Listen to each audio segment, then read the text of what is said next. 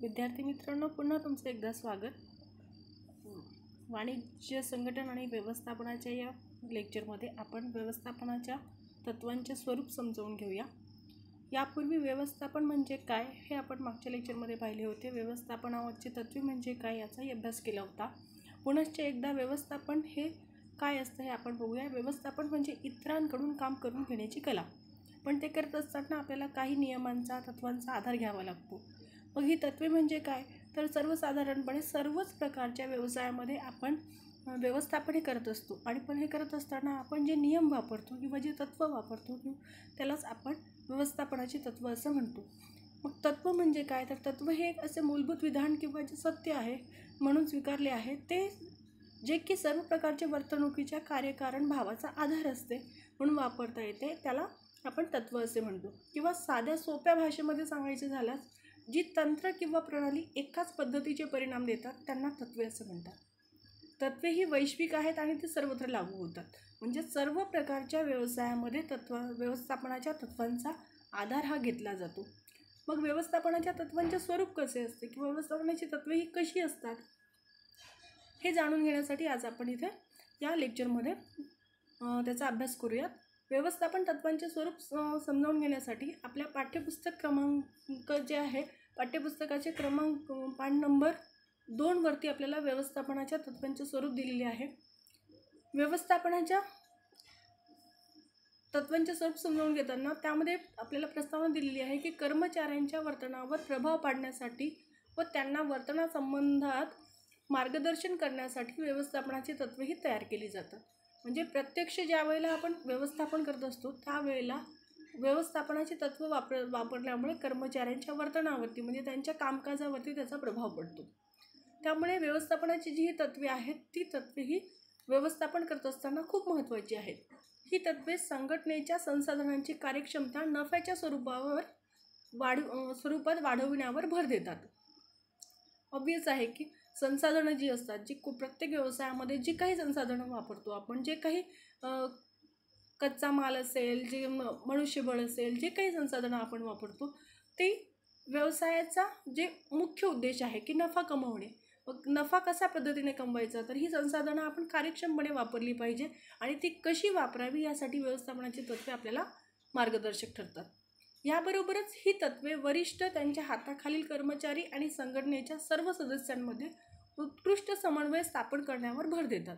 म्हणजेच काय, तर प्रत्येक व्यवसायामध्ये आपल्याला माहिती आहे की व्यवस्थापनाचे 3 स्तर असतात: उच्च स्तर, मध्यम स्तर, कनिष्ठ स्तर.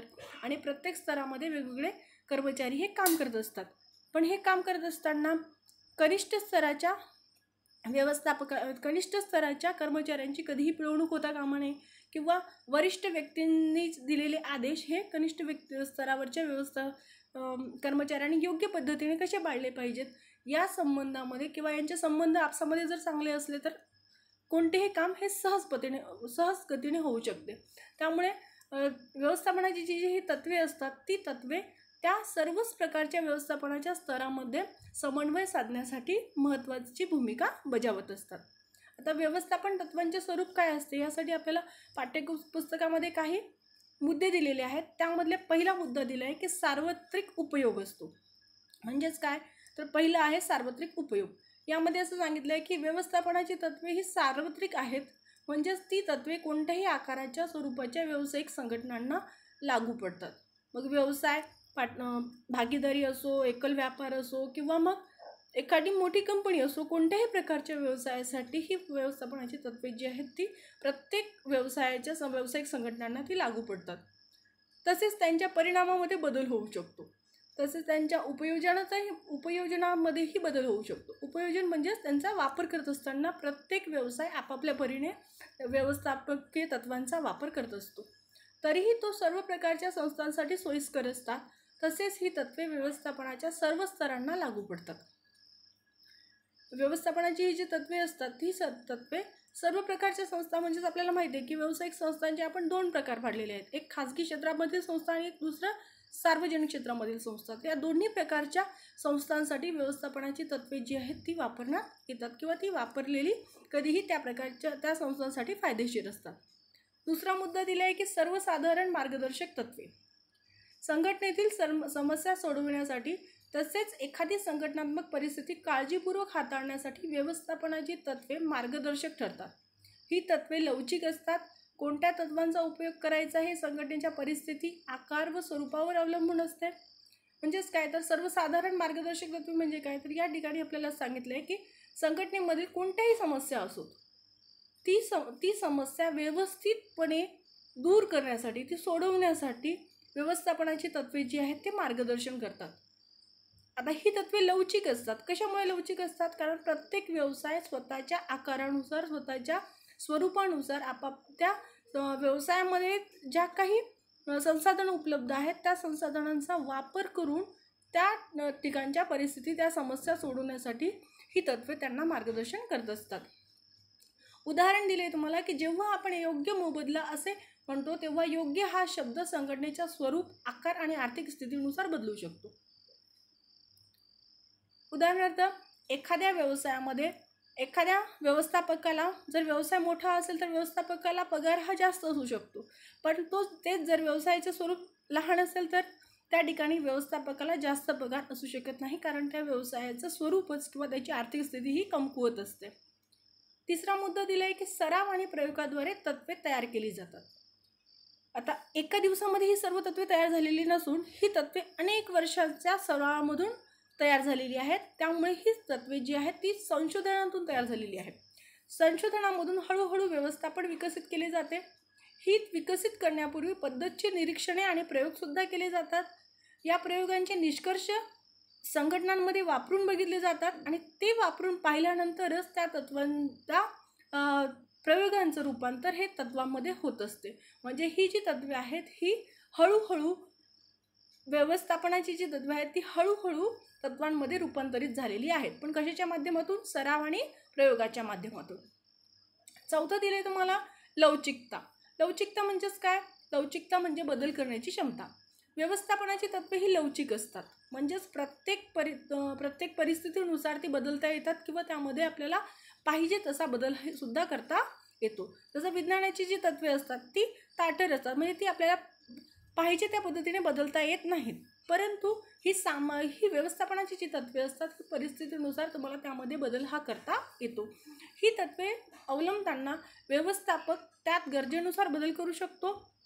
व्यवसायाची परिस्थिती सतत बदलत असते. आपल्या गरजेप्रमाणे संघटना ही तत्त्वे सुधारून अथवा त्यात बदल करून त्यामध्ये त्यांचा वापरही करू शकते. पुढचा मुद्दा तुम्हाला दिलाय 5 वर्तणुकीशी संबंधित आहेत. आता व्यवस्थापनाची तत्त्वे ही वर्तणुकीशी संबंधित आहेत, कारण व्यवस्थापन ही काय आहे? सामूहिक कृती आहे. म्हणजे एकट्या व्यक्तीने कधीही व्यवस्थापन होत नसते.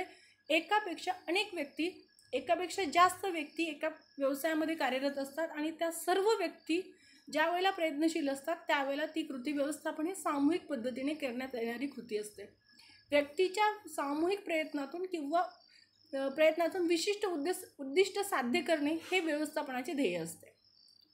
कारण नफा कमवणे हे जरी व्यवसायाचं उद्दिष्ट असलं तरी हे नफा कमवण्यासाठी वेगवेगळी संसाधनं उपयोगात आणली जातात. मग त्यामध्ये मनुष्यबळसुद्धा असते, पण मनुष्यबळसुद्धा वेगवेगळ्या स्तरामधून उपयोगात आणलं जातं, जसं वरिष्ठ स्तर, कनिष्ठ स्तर आणि मध्यम स्तर. आता या सर्वांचा सामूहिक प्रयत्न जे असतो तो सर्वांचा सामूहिक प्रयत्न हा व्यवसायाचं ध्येय गाठणं म्हणजेच जास्तीत जास्त नफा कमवणं आणि व्यवसाय दीर्घकाळ टिकवणं हा असतो. आणि त्यासाठी सर्वच लोक एकाच वेळेला सामूहिक कृती करत असतात. मानवी वर्तणुकीवर प्रभाव टाकण्यासाठी ही तत्त्वे तयार केली जातात. ही तत्त्वे कर्मचाऱ्यांच्या समूहावर नियंत्रण ठेवून त्यांना ध्येयप्राप्तीसाठी दिशा दाखवितात. पुढचं दिले तुम्हाला कार्यकारण संबंध. व्यवस्थापनाची तत्त्वे निर्णय घेण्यासाठीचा आधार आहेत. ती एखाद्या परिणामामागचे कारण निश्चित करतात. उदाहरणार्थ चांगला पगार दिल्याने कर्मचाऱ्याची कार्यक्षमता वाढते. तेच जर त्याच्या पगारामध्ये कपात करण्यात येईल तर ती व्यक्ती योग्य पद्धतीने काम करू शकणार नाही किंवा त्याचं कामामध्ये मन लागणार नाही, काम करण्याची त्याची इच्छा राहणार नाही.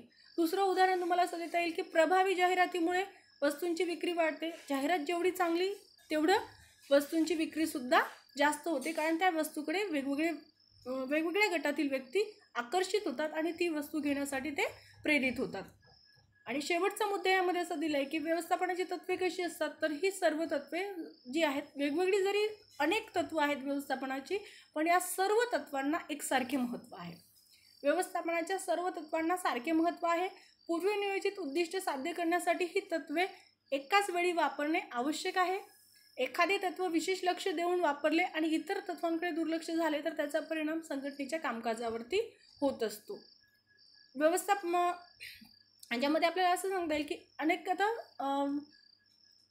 हेनरी फॅल यांनी व्यवस्थापनाची अनेक तत्वे मांडलेली आहेत. त्यामध्ये त्यांनी असं सांगितलं की कामाचं विभाजन करायला पाहिजे, अधिकार आणि साखळीचं तत्व आहे, असे अनेक तत्व आहेत. पण त्यामध्ये हे सर्वच तत्वांना सारखं महत्त्व आहे. त्याचं कारण असं आहे की कोणत्याही एकाच तत्वावरती आपण आधारभूत राहून व्यवसाय करू शकत नाही, कारण व्यवसायामध्ये ही सर्वच तत्व फार महत्त्वाची असतात.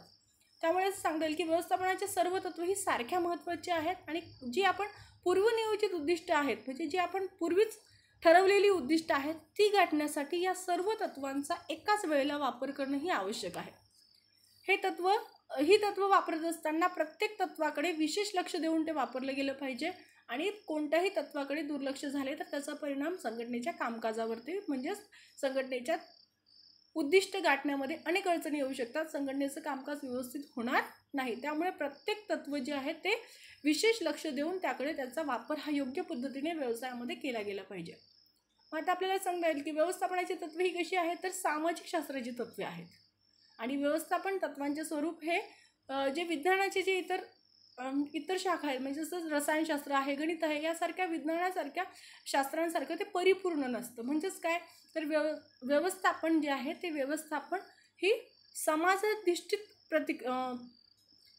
समाजावर आधारित अशी कृती आहे आणि मानवी वर्तनावर परिणाम करणारे घटक आहेत. त्यामुळे व्यवस्थापन हे मानवाच्या वर्तणुकीनुसार प्रत्येक व्यवसायामध्ये वेगवेगळ्या पद्धतीने बदलून त्याला वापरावं लागतं. ही तत्वे जरी प्रत्येक व्यवसायासाठी महत्त्वाची असली तरी सगळ्याच व्यवसायामध्ये त्यांचा सारखाच वापर होईल असं सांगता येत नाही, कारण त्यामध्ये ही तत्वे गरजेनुसार ही तत्वे बदलून किंवा सुधारून वापरता येतात.